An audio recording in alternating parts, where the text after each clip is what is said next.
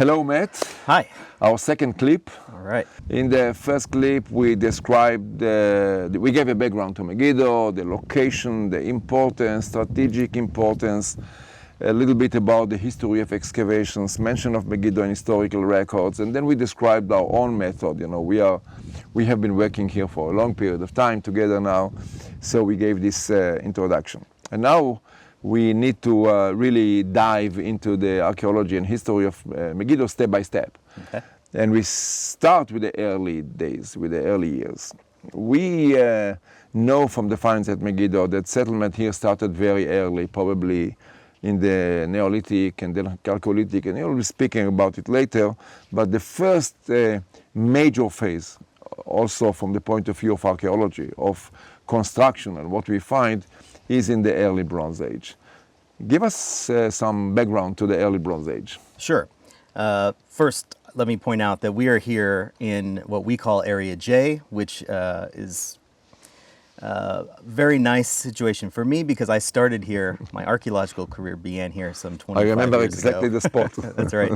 So it's always nice for me to come back here, even though we've completely finished our excavations here. In fact, we're sitting inside one of the monuments that we addressed on several occasions, a major temple that we'll talk about in a little bit. But the early Bronze Age, I think we really need to understand this period in general before we describe the finds here, because the finds here have changed everything that we have thought about this period in this particular region. You know, when you're in school or you open your textbook, you know, when we talk about the third millennium, that is roughly 3000 BC to 2000 BC, you will see that this is the period of the origin of states. And usually the origin of states is discussed in the context of Egypt, Mesopotamia. You know, right around 3000, Mesopotamia is developing these huge cities, Uruk, for example, building all sorts of monumental architecture. In Egypt, we're talking about the very first pharaohs, and across the third millennium, we see the Old Kingdom and the Pyramid Age and so forth. In general, I think the understanding of the southern Levant during this period has, especially within the context of these state-forming societies, has been understood as kind of a backwater. There's not a whole lot going on. There's some interaction with some of these places.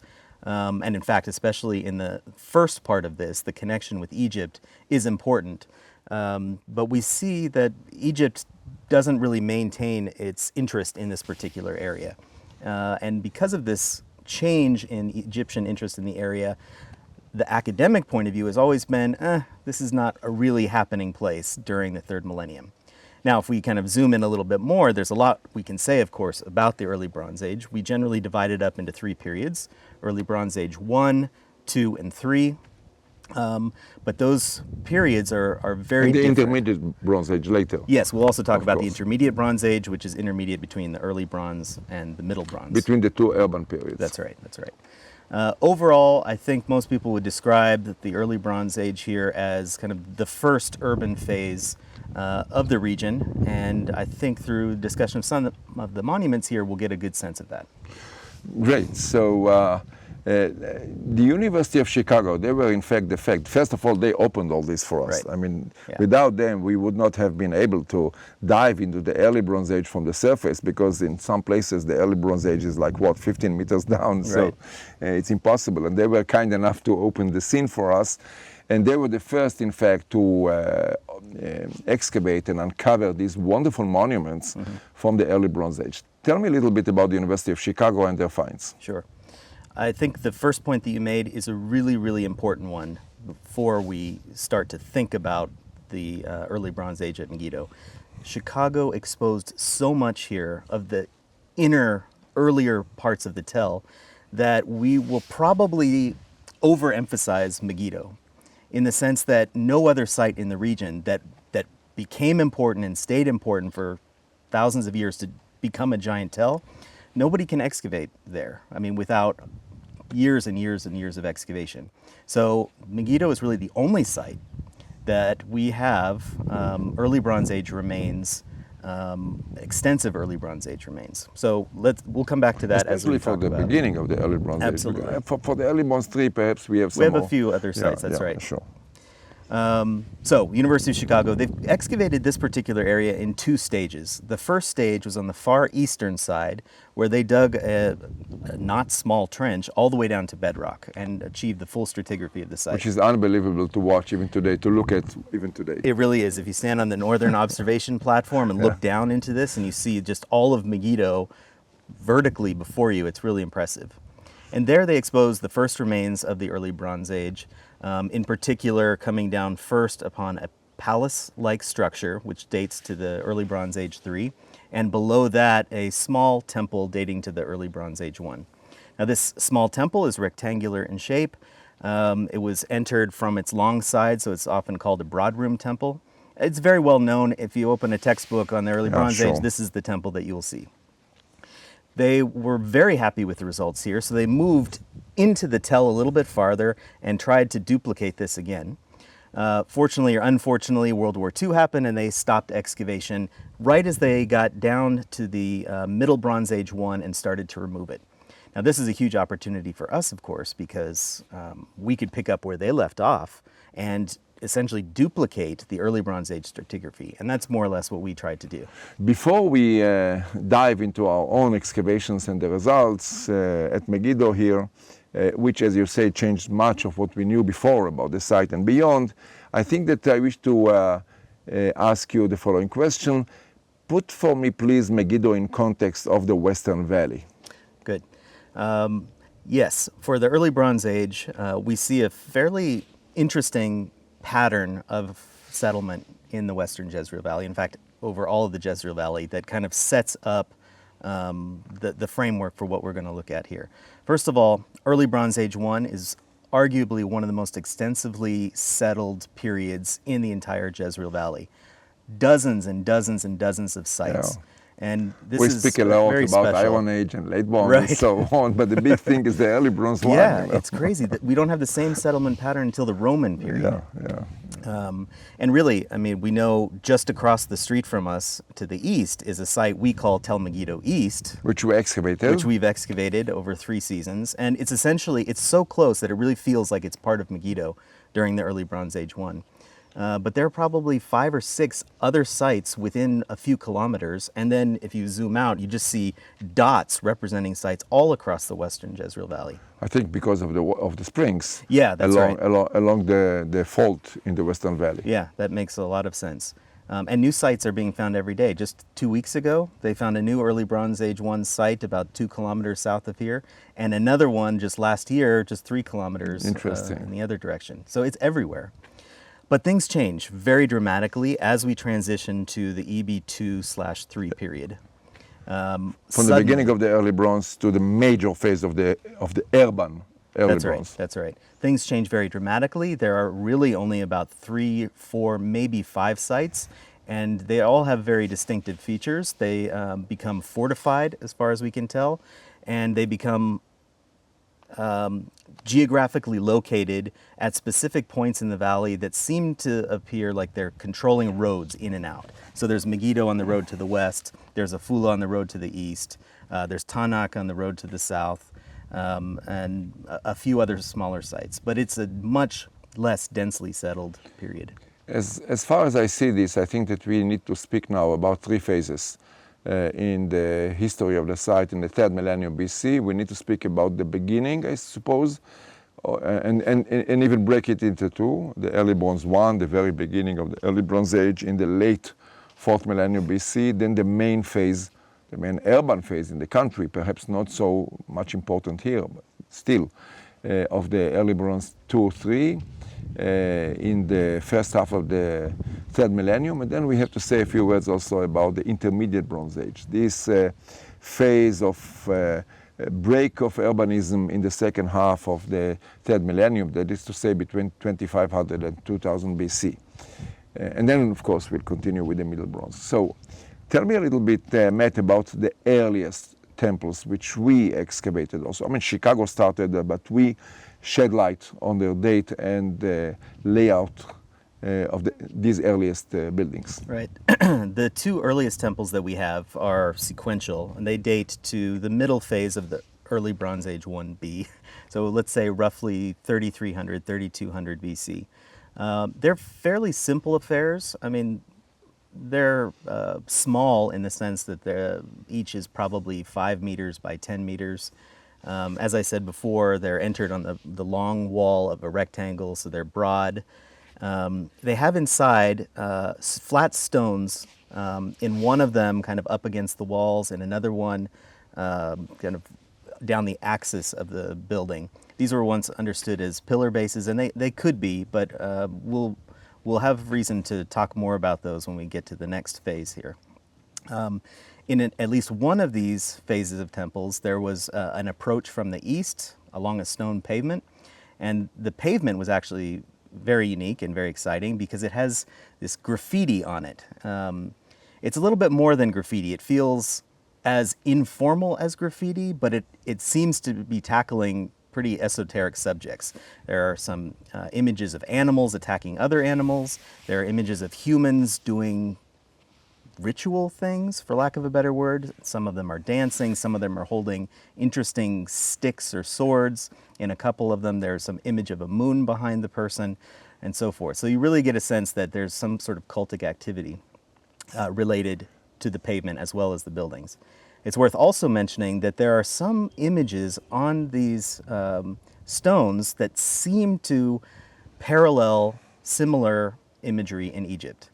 And I don't think that's insignificant because it's exactly at this moment in time that we know Egypt is taking an interest in this area and even occupying parts of the southern coast of the region. southern coast in the south, yes.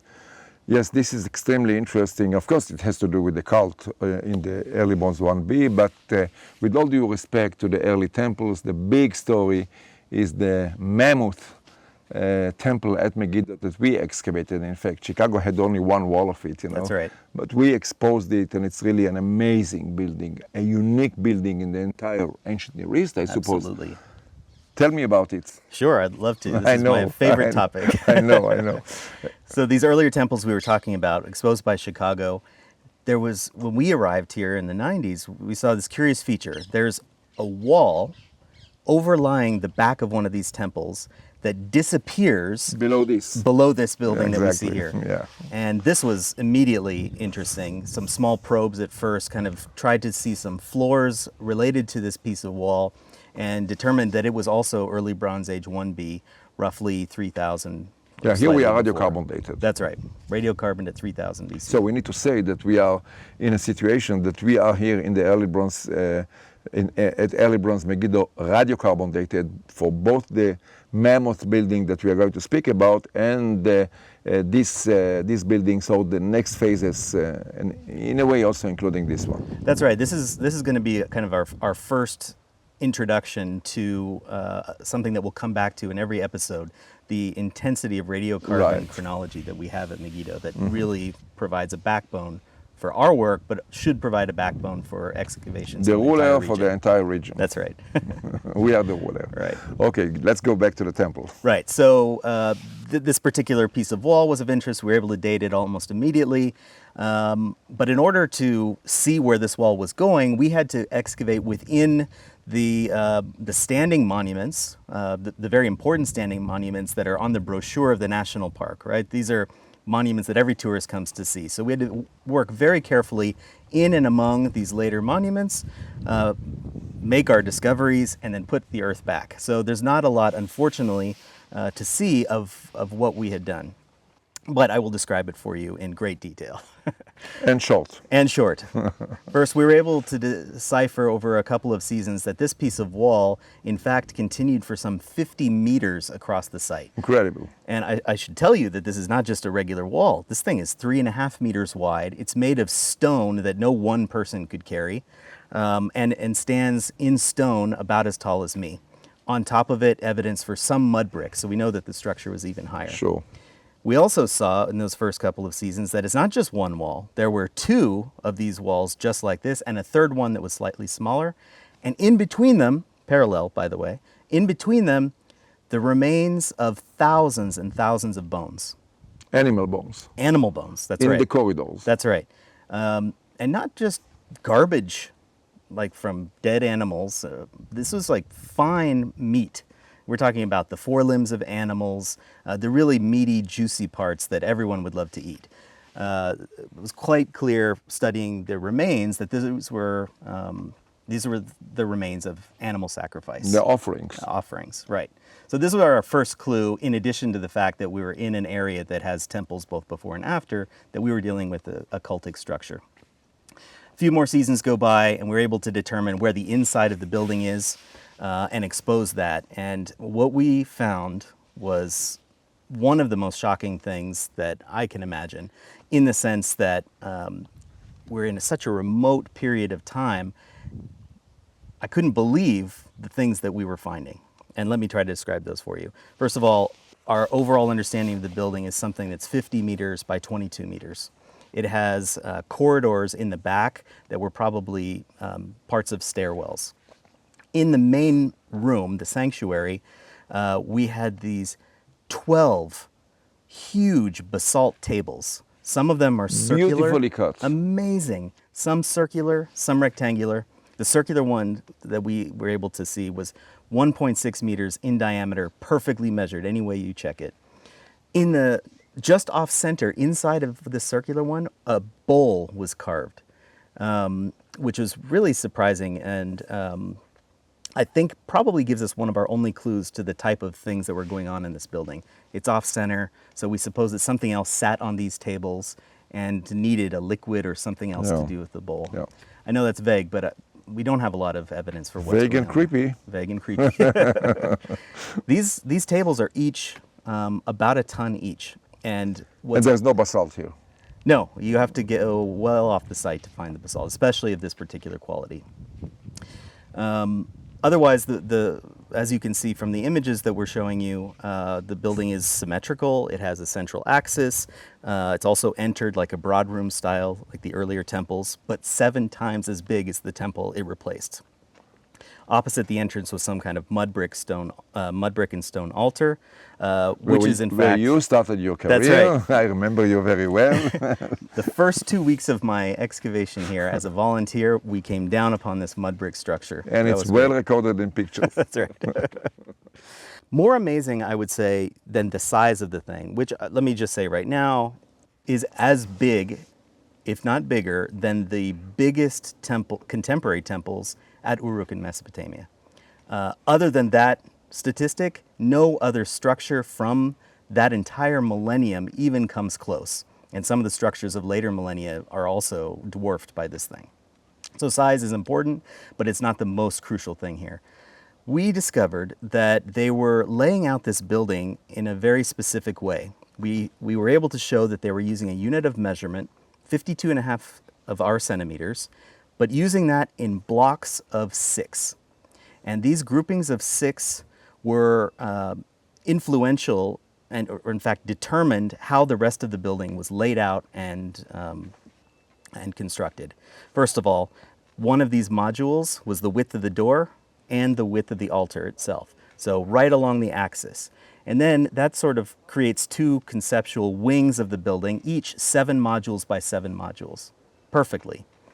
Each of the basalt tables, 1 module apart from its neighbor and 2 modules from its other neighbor. So everything is pre-designed. Everything is pre-designed Very accurately. very accurately. When we take measurements on it, up to 2 centimeters maximum accuracy off. Perhaps I need to just intervene here and remind you, but you know very well, that we did this archaeological investigation of 2 points. First, the archaeological investigation of the animal bones from the corridors, and I suppose that this is the most beautiful piece of evidence, detailed for behavior of people with animals bringing offerings to a temple in the entire region, in the ancient Near East, especially for the 3rd millennium BC, because we can specify which animals were brought, the age of slaughter, pieces which were preferred, as you did mention, how to get rid of the refuse exactly, and how the whole thing, the whole cycle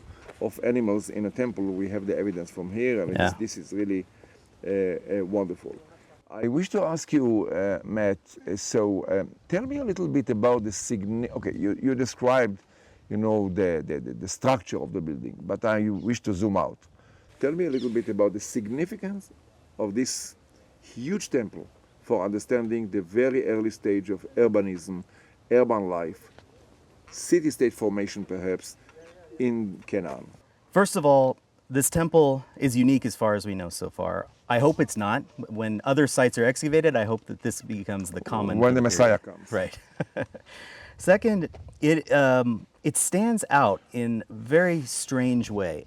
You know, we talked about all these other early Bronze Age 1 settlements that are everywhere, including one that was excavated over the last several years, not too far away in Asawir. Huge city, for lack of a better term, but the most boring city. It was just houses, all of the same shape, kind of rectilinear with kind of curving walls on the outside. That city is just chock full of these things. And all of these early Bronze 1 cities or towns look just like that, just a bunch of dwellings. But what I think is the interesting observation here is that we start to see that people are coming together into nucleated settlements. And I think that the temple here is showing what happens when you get a bunch of people together under one roof, so to speak, and some sort of authority begins to emerge. Exactly. And that authority builds this. Yes, exactly. I wish to be a little bit more blunt even and say that when you look at something like this and you ask the question, how did they build it? They had to bring people from the countryside. And the meaning is that they have to control the countryside, the villages. They have to cover for the production when they take the people out. So there's whole organization going on. And this is, in fact, in my opinion, the ultimate example and demonstration of city-state formation, which means control of a hub over the countryside. Hub with elite, a king perhaps, priests, controlling the countryside from Megiddo and managing people, managing manpower. This is exactly what urbanism is all about, right? That's right, that's right. And since there were other places like this in the vicinity somewhere else, so they were competing, you know, and showing off their abilities and so on. We come to the point that this beautiful temple, really something absolutely unique, I would say, comes to an end. Right. So tell me a little bit about the end of this building. Right. I'm going to give you my version. I know there might be some competing interpretations out there. Mine, for instance. Yours, for instance. And you're welcome to voice it, and we'll edit it out later. Of course. In my opinion, this process of urbanization comes to a head. And in the early Bronze Age 1, that urbanization and whatever authority is there is somehow centralized in the temple itself. The temple is abandoned. And by abandoned, I mean it is given up in favor of a new layout of a city. Right. And this is really significant. Do you know what they replace the temple with? A palace. And there is a temple connected to this palace, but it's a tiny, tiny, tiny thing. So somehow, in this transition to the next phase, from the EB1 to the EB2-3, the temple gets pushed down in favor of a palatial structure. And I think that is the big difference between the urbanization of EB1 and the urbanization of EB2. And in fact, I feel like there's a natural flow of things here. Everyone comes together around a temple, somebody takes control, and they become the new head honcho. Yes, I agree fully to what you describe here. There is really a change in the layout and a change of concept of how temple-palace relationship should look. But there is another piece of evidence I just wish to mention that we brought here specialists because of pieces of evidence that we noticed dealing with scholars dealing with earthquakes in antiquity. And we have to remember that we are sitting here on the Carmel Fault. So we are sitting in a place which is sensitive to earthquakes. And there were pieces of evidence such as long cracks in walls and so on. And I think that there is some sort of evidence for the possibility, let me be a little bit cautious here, for the fact that the final blow for this huge, beautiful temple came from an earthquake. Right. I think that the evidence for the earthquake could also be interpreted as evidence for the systematic dismantling of the building by the people who were going to replace it with the palace. But this remains open. Sure. What happens next? There is a phase that we all describe as early Bronze 2. Right. And radiocarbon results in recent years show us that it is relatively short, perhaps a century or something like that. what happens at Megiddo at that time? You know, this whole tripartite division of the early Bronze Age into 1, 2, and 3, this came as a formula by Albright and others who first devised it, and they adapted it from Aegean chronology, and I feel like we're too slavish to it. Okay. In my opinion, what we call the early Bronze Age 2 and the early Bronze Age 3 are not two different phases. And in fact, the radio-urban chronology that you've just referred to has showed it's diminished the concept of the EB2 either to a very short period, Right. or to a conceptual idea that's being used at some sites and not others. And at the end of the day, it's basically something to do with pottery traditions. Sure. Ceramic traditions. That's right. Yeah. So this brings us to the last phase, you know, here in the temple compound at Megiddo. Before it had been probably abandoned for a while, and this is the early Bronze 3. Early Bronze 3, after all, is a major phase in the history of the country. It right. goes, according to radiocarbon studies, we are speaking about 4 centuries between 2900 and 2500 BC, so significant. And we are sitting in a building which, according to some, belongs to this period, according to you, belongs to a phase after. That's right. So tell me, please, about the early Bronze 3. Right. Megiddo. So this is the period that we just referred to in which the temple complex is replaced by a palace.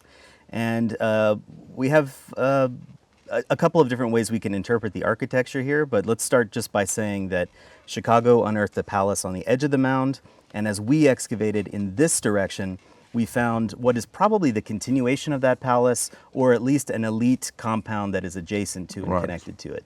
It is marked by actually ortholinear streets and pathways with buildings off to the side that all seem to be connected together.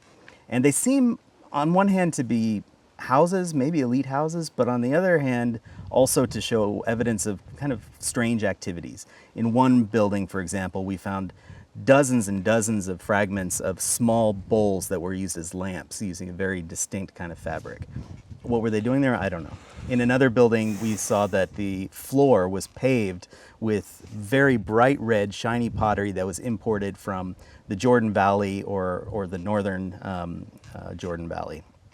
So some special things are going on here. In fact, you know, over the course of these 4 centuries, we see that these buildings are all rebuilt roughly 3 times. Yeah. As I said before, we also do have a small temple that is connected to them, and adjacent to this temple, a round altar. This is the famous round altar of Famous Megiddo. round altar. Absolutely. That's right. Yeah, you can all see it if you come here and stand in the northern observation platform. So and then all this what you describe to me as the early Bronze 3 city is sealed by a layer which is really very beautiful, and we are in fact sitting in it. You know. That's right. And these are the 3 temples. They look alike. They are in the same layout. Huge temples also, beautiful ones with a big hall and with the pillars in the center and entrance in front and the altar in the back. Right. And they are, as I mentioned, similar. So this is a compound of 3 temples, and they are relatively well built. And the question is how to date them. So here we come to a point where the 2 of us, are disputed, which is okay. I mean, we are not speaking about a Stalinistic system that we have all have to agree about everything. So in my opinion, we are dealing here with the last phase of urban activity of Canaan, let's say around 2500 BC, the very last phase of the early Bronze 3, when the urban life still continues in a way. You have a different point of view. That's right. First of all, there's a major break here. The palace system is completely put out of commission and replaced by this huge complex of 3 temples. The entire cultic area is covered by this. On the eastern side, it is approached by this monumental staircase that comes up to meet the temples as well. So I think, first of all, that this break in use of space is significant. Second, we were able to find, I should also remind the viewers that this was completely excavated by Chicago, and we were able to add a few loci, but and this is really why we are not a lot. disputed, because That's we right. don't see the material on the floor. That's right. In fact, this might be as of today, the only phase that is not radiocarbon dated in our entire sequence. But we'll fix that. Yeah, so let's, we are coming to the end of this conversation, and we need to say a few words about what happens at Megiddo in the 5 centuries after the urban phase. So according to you, these buildings are from the intermediate Bronze Age, right. perhaps the beginning of the period, I suppose, and in any event, there is some sort of a gap. In your opinion, perhaps 3 centuries, in my opinion, perhaps a longer one. We don't really see full sequence of activity. We see burials on the slope. We see burials here even coming from above and penetrating into some of the buildings from the intermediate Bronze Age. But generally speaking, there is a break in urban life for at least several centuries in the late 3rd millennium, right? Yeah, that's right. I think that's a fitting end to this discussion, is that whatever these triple temples, whatever you want to date them to, there's clearly an end of activity here and some sort of gap before we get to the Middle Bronze Age.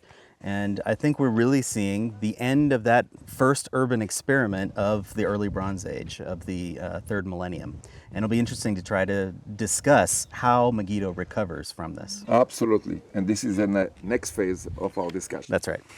Thank you, Matt. Yeah.